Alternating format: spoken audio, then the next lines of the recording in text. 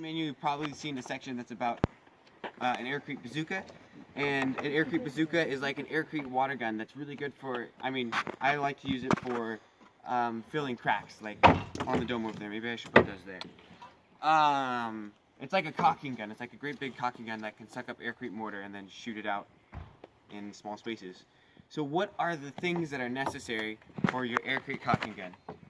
First thing you need is a drain plug or a what's it called? Boat stop. Boat stop. Okay.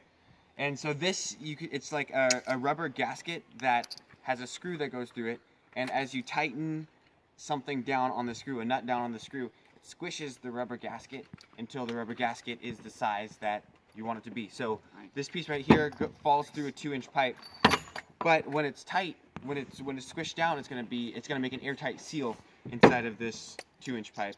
And what did you call that again? A drain plug or a boat stop. Boat stopper. And this is in the manual. This is in the manual, yes. Okay. They're common at hardware stores and whatnot. They are not common at Home Depot, but they have them at Ace, as far as I know.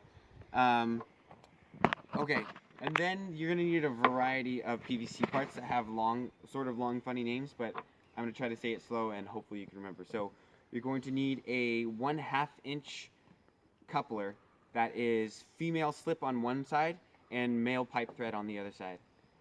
And you are going to need a 3/4 inch end cap with male pipe thread on it.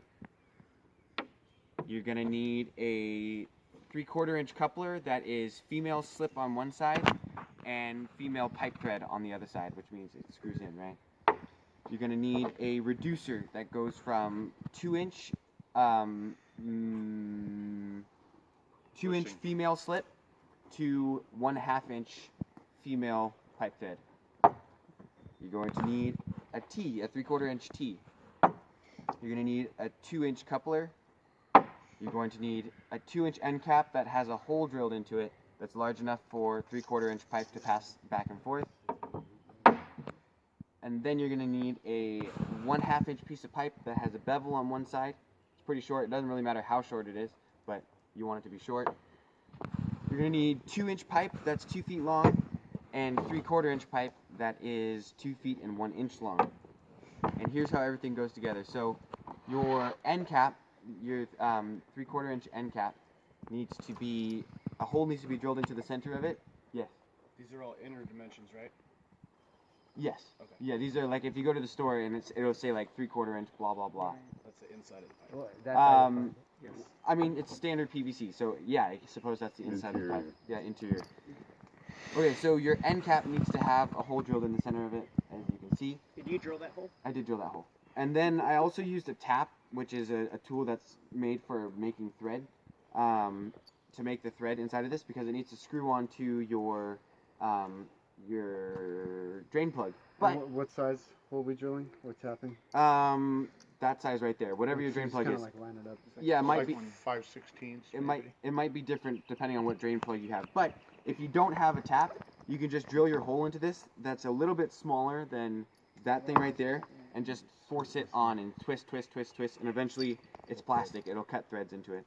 So those two pieces go together. And then you take your 3/4 inch slip to female thread and put those two pieces together. And could somebody please grab me 2 black screws, or 3 black screws of the 1-inch screws? Oh, and one of the DeWalt boxes, please, the yellow DeWalt boxes. Okay, and then you take your 2-inch coupler or I guess it's a reducer, and screw the half-inch piece into it. Thank you. Put the half-inch beveled piece of pipe.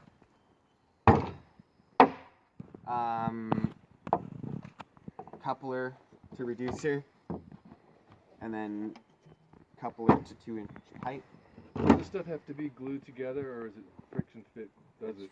Friction fit, except the only things that I'll show you that I'm going to attach to each other are I'm going to attach the 3/4 pipe to the coupler here, because the way that we're going to tighten this is by the handle at the end of this, which is going to be that T right there.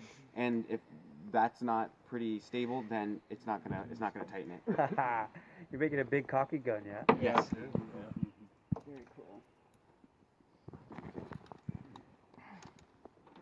So I don't glue it. I usually use a set screw. So that's what I'm doing right now.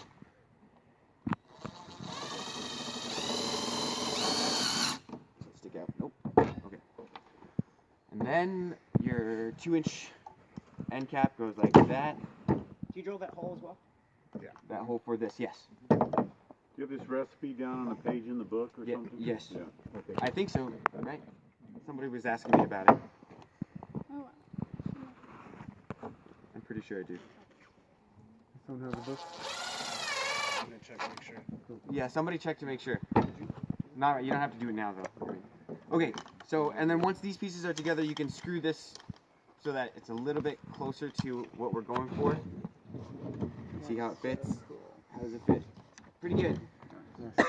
Wow. And something that would help with the air tightness, which is not probably not a word, but the airtight